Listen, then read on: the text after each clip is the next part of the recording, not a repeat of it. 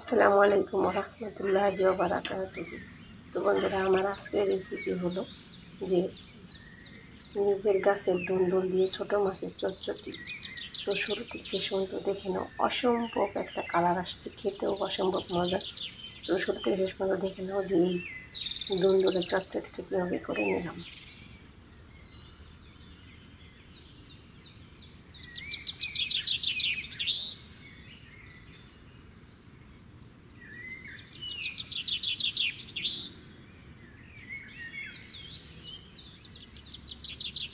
তো বন্ধুরা, ছোটো মাছ রান্না করার জন্য ছাদ থেকে যে দুন্দুলগুলো পেরে আনলাম, কেটে বেছে ধুয়ে নিলাম।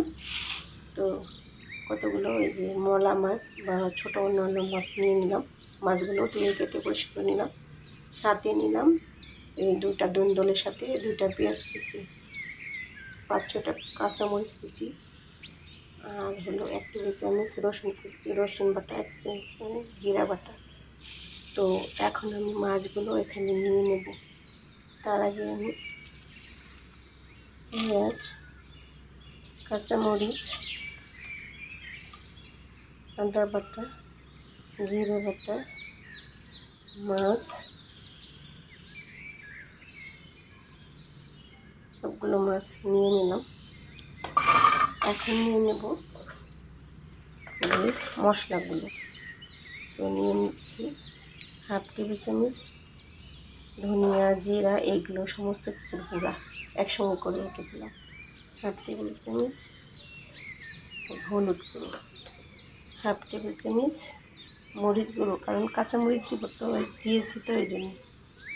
আর দিলাম পরিমাণ মতো লবণ।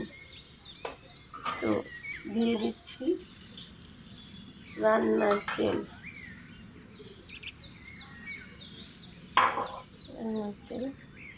সবগুলো উপকরণ ভালো করে মেখে নিচ্ছি।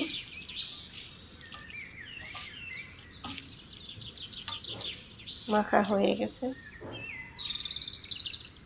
এখন আমি এখান থেকে অর্ধেক একটা কাঁচের ফ্রিজে তুলে রাখবো।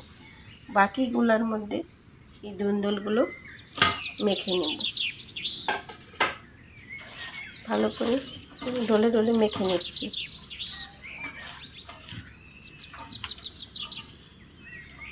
মাখা হয়ে গেছে।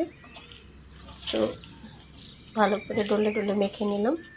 তো এখন আমি এইগুলো এর উপরে সাজিয়ে দেব। দিয়ে হাতটা ধুয়ে একটু পানি দিয়ে দিব। 5 মিনিট পরেই আমার রান্নাটা হয়ে যাবে। তো এখন চুলায় চলে এলাম, একটা ঢাকনা দিয়ে ঢেকে দিচ্ছি। এখন চুলাটা অন করে দেব। চুলাটা অন করে দিলাম। 5 মিনিট পর আমার রান্নাটা হয়ে যাবে।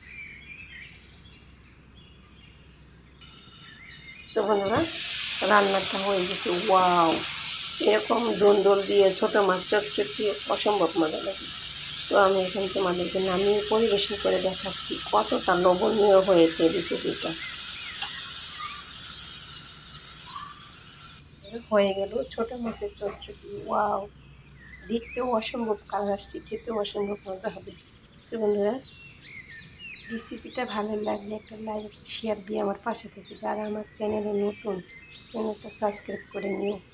তো বন্ধুরা, আমরা তো মুসলমান মানুষ, তবে তোমাদেরকে রান্নার সাথে সাথে 5 ওয়াক্ত নামাজ পড়ার দাওয়াত দিচ্ছি। তো নামাজ পড়বে, পরিবারের সবার সাথে মিলে থাকবে।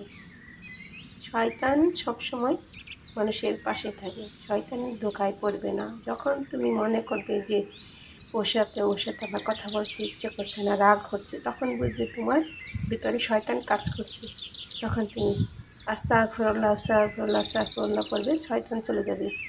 তাও যদি না হয়, আউযু বিল্লাহি মিনাশ শাইতানির রাজিম বিসমিল্লাহির রহমানির রহিম পড়বে, তো শয়তান চলে যাবে। তো বন্ধুরা, রেসিপিটা ভালো লাগে একটা লাইক শেয়ার দিয়ে আমার পাশে থাকো। যারা আমার চ্যানেলে নতুন, চ্যানেলটা সাবস্ক্রাইব করে নিও। বন্ধু, ভালো থাকো, সুস্থ থাকো। আসসালামু আলাইকুম। আল্লাহ হাফেজ।